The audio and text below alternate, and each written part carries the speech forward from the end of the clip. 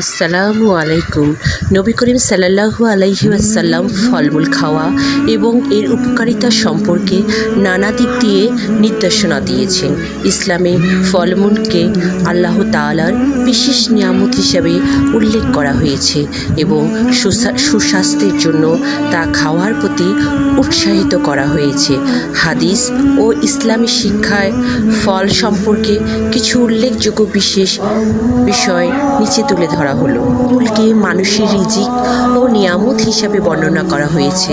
ফল খাওয়ার সময় আল্লাহর শুকরিয়া আদায় করা এবং বরকতের দোয়া করার শিক্ষা দেওয়া হয়েছে।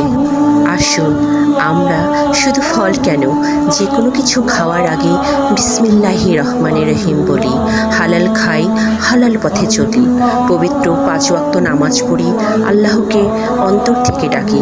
ভালো থাকবেন সবাই।